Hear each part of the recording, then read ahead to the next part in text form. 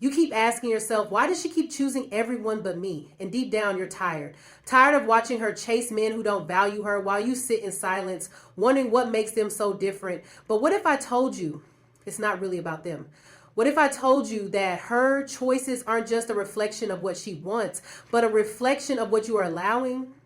You see, sometimes the way you're positioned in a woman's life determines the role you end up playing. And sometimes being the nice guy, the consistent guy, the one who always shows up, it makes you invisible, not irresistible. But the moment you decide to stop being available to confusion, to mixed signals, to being the fallback, that is the moment everything shifts. Because it's not about trying to make her choose you. It's about becoming the man who never needs to be chosen twice. You've made yourself emotionally available without requiring emotional clarity. That means you've opened the door, laid out the welcome mat, and stayed present in her life without ever truly knowing where you stand. And at first, that feels generous. It feels kind. It feels like love. But if we're being honest, it also feels safe for her. Too safe. And when something feels too safe, too predictable, it stops demanding effort. It stops inspiring urgency. You became her emotional anchor before she ever earned the right to lean on you that way. She shares her problems with you. She vents, cries, spirals, and you're always there to catch the fall. But when she's ready to go out, to flirt, to explore, thrill, you're nowhere on that list. Why? Because you've trained her without saying a word that your love doesn't cost anything, that your emotional investment comes with no expectations. You never asked, what is this? You never paused to say, this space I'm giving you, it's not free. Not because you're trying to control her, but because emotional access should never be limitless without intention. But because you're a giver, because you don't want to lose her, you tolerated the blurred lines. And the problem with blurred lines is they always benefit the one who fears commitment. So now you find yourself in a cycle. She calls when she's lonely. She texts when she's confused. She pulls you close when her world feels unstable. But when it's time to choose, when it's time to claim, when it's time to stand beside a man and say, he's mine, she looks elsewhere. Because you never required her to define the connection. You gave her a front row seat to your loyalty, your consistency, your care, without requiring her to show you clarity. And here's the truth, no one wants to say out loud. The person who sets the emotional standard sets the emotional value. And if you never set a standard for how you'll be treated, you'll always be the one who gets treated nicely, but never seriously. There's a difference between being emotionally available and being emotionally cheap. You don't have to build walls to protect your heart, but you do have to build standards. You need to say, I'm here, but only for the woman who knows what she wants. That boundary alone forces her to stop using your presence as her emotional escape plan. Because the hard truth is, emotional availability without emotional clarity becomes emotional exhaustion. You start to question your worth, you start to shrink, you start to compare yourself to the men she chooses. But they're not better. They're not even always real contenders. They're just more emotionally defined. She knows what role they play. She knows the expectations.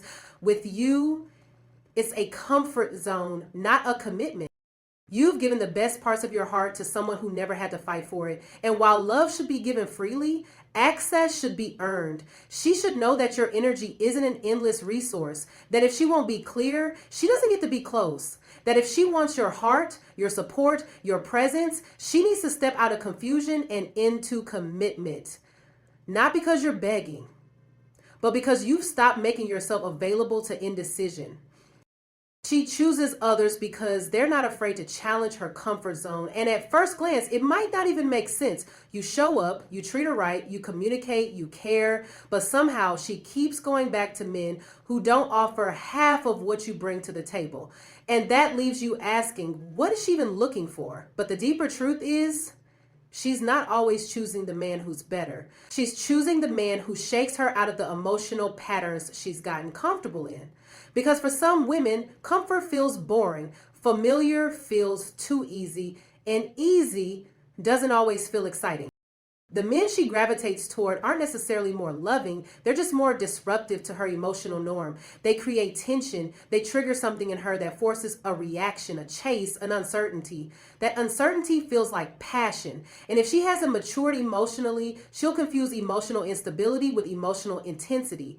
She'll chase validation and drama, and when you show up with peace, it doesn't register the same way. Not because peace isn't valuable, but because it doesn't feel urgent. You become the man she leans on after the storm, the one she calls when she's tired of the chaos, but not the one she chooses when she's still addicted to emotional highs and lows. She keeps going back to the men who shake her, not because they're stable, but because they keep her emotionally stimulated. And what you need to understand is if a woman is still wired for unpredictability, your consistency won't move her until she's ready to leave that cycle behind. That doesn't mean you need to become someone you're not. It doesn't mean you should create drama just to feel chosen, but it does mean you need to stop being afraid of disrupting her comfort zone. Because if she can predict every response you have, if she knows you'll never pull back no matter how she acts, if she believes she never has to grow because you'll keep showing up, you stop being a challenge and start becoming a cushion. The men she's chasing, they're not necessarily better men. They're just more disruptive to the stories she tells herself. Stories like, I'm only valuable when I'm chasing, or I only feel alive when there's tension. And until those stories get rewritten, she's going to crave the discomfort she's familiar with. It doesn't mean you're lacking anything. It means you've offered her a version of love she doesn't yet recognize as powerful. The moment you stop trying to prove you're better than the men she chooses and start making peace with the fact that you are, is the moment she either evolves to meet your standard or she removes herself entirely. And either way, you win. Because you don't want to be chosen because you're safe. You want to be chosen because you're seen, because you're valued, because your presence is not something she's just used to. Sometimes you have to challenge her emotional patterns with your standards. You have to let her know that if she's still drawn to dysfunction, your presence won't be available. You don't need to compete with chaos. You need to be bold enough to say, I don't do confusion. I don't do games. I don't play backup to your dysfunction. And that stance, that clarity, is what separates the man she leans on when she's broken from the man she finally chooses when she's ready to build. You've positioned yourself as predictable, not powerful. And while predictability might feel like a strength, it becomes a weakness when it lacks presence, mystery, or edge. You're always there, you respond quickly, you never disrupt the pattern, you're consistent but not captivating. You've become the man who stays, not the man who leads. And leadership isn't just about making decisions, it's about setting emotional tone. It's about creating space for a woman to rise, not just rest. When every move you make is anticipated, when every word you say is filtered through the lens of safety and politeness, you become background noise. She doesn't even realize she stopped feeling you because you've become so emotionally accessible, so easy to reach that she doesn't have to wonder about you anymore. And when there's no more wonder, there's no more pursuit. Attraction fades where tension dies. Now, hear this clearly. Tension doesn't mean toxicity. It means there's something about you that makes her sit up straighter, something that requires her to stay alert, stay engaged, stay curious. Predictable doesn't require any of that. Predictable says, I'll be here no matter what. Predictable removes the need for her to value your presence because she's already certain it will never change. Because when a woman can look at you and just say, I'm going to keep this. But powerful is different. Powerful says, I'm grounded in who I am, and I don't have time to repeat cycles that don't grow me. Powerful says, I value connection, but I'm not addicted to it. Powerful says, if this isn't mutual, I will gracefully let it go. Power introduces standards. It creates tension, not because you're playing games, but because you're not playing at all. When a woman senses your power, she recalibrates. She begins to evaluate how she's showing up. She starts to examine the effort she's giving because she knows this man isn't waiting to be chosen. He's choosing to. But when you're predictable, when you never shift, when you always make yourself emotionally available without distinction, she feels no reason to examine her behavior. You've already proven you'll stay, even if she gives you breadcrumbs. There's a reason certain men get chosen quickly while others stay in the friend zone for years. It's not always about looks, money, or status.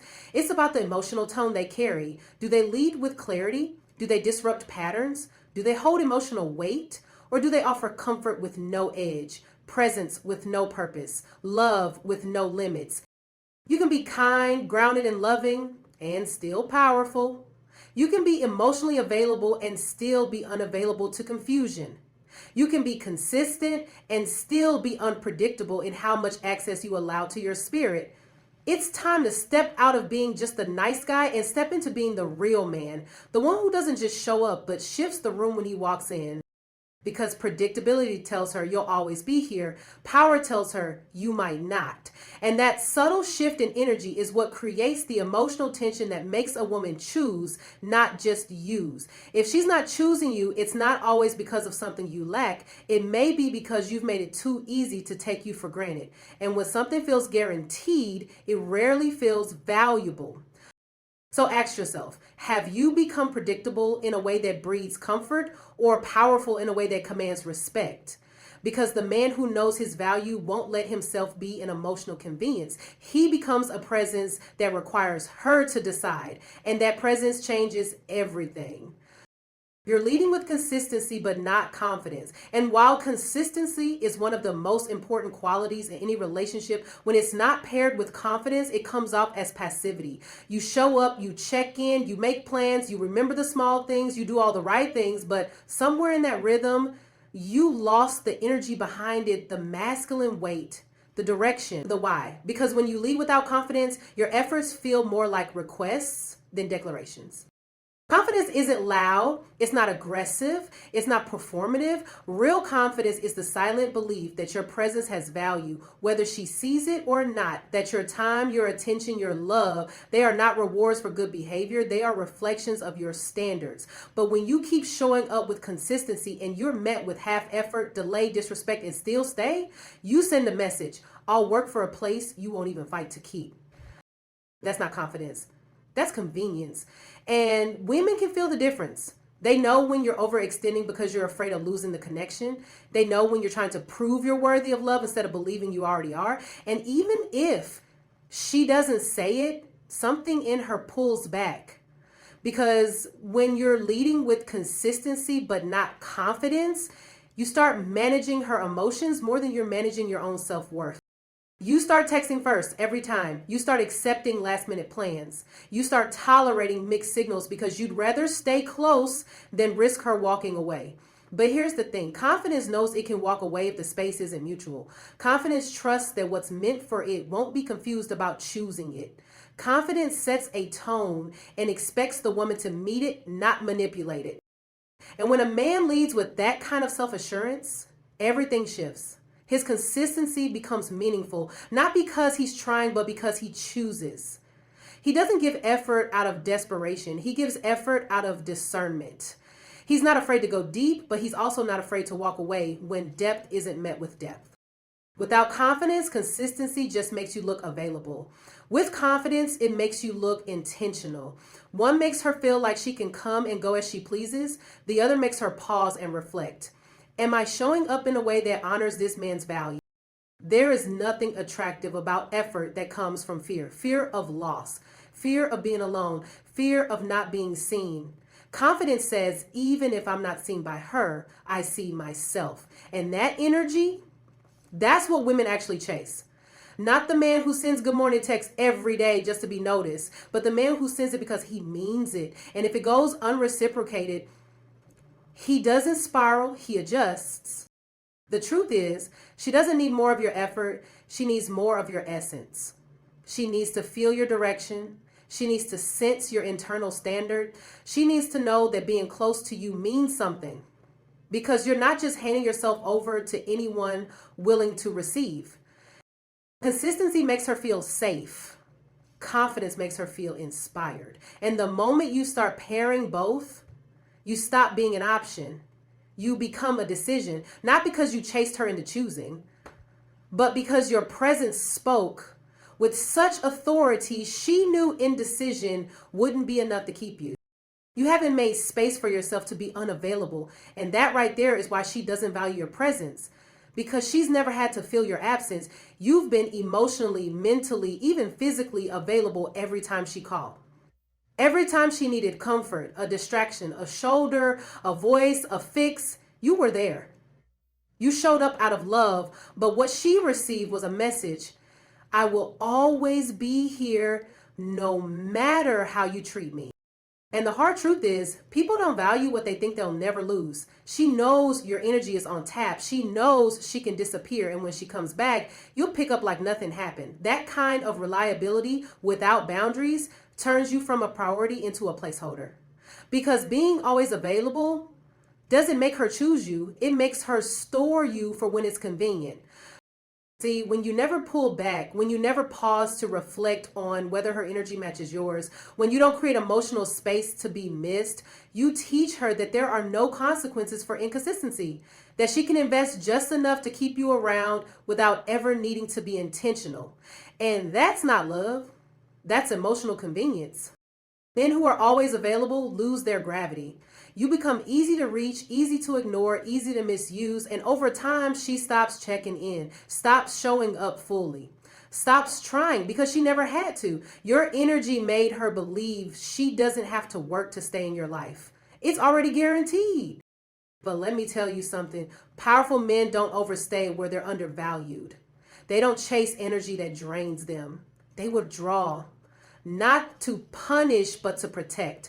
They understand that their presence is a gift. And when it's not being honored, the healthiest thing they can do is pull it back. Not with anger, not with resentment, but with quiet clarity that says, this space I'm offering isn't free. You need to create space where your absence is felt, where she notices your silence, where she's forced to ask herself, did I lose access to something valuable?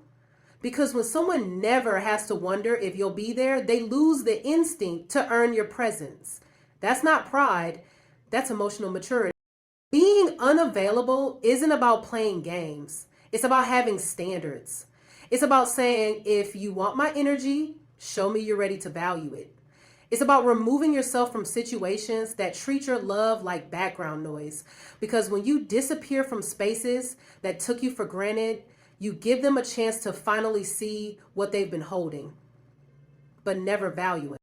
When you make space to be unavailable, it shifts the dynamic. Suddenly she has to initiate, she has to evaluate, she has to show up. And if she does it, then you already have your answer without begging, without questioning, without losing yourself in confusion. Women are drawn to men who know how to be still, how to be silent, how to not react when someone gives them less. Because that stillness says, I'm not afraid of losing you, I'm afraid of losing myself. And that's a kind of self-respect that echoes louder than any message, call, or chase. So if you've been present 24/7, if you've been available through her every mood and disappearance, if you've never paused to ask whether your emotional availability has been earned, maybe it's time to pull back. Not to be cold, not to be cruel, but to let your value speak for itself. Because sometimes the most attractive thing a man can do is disappear from where he was never fully chosen.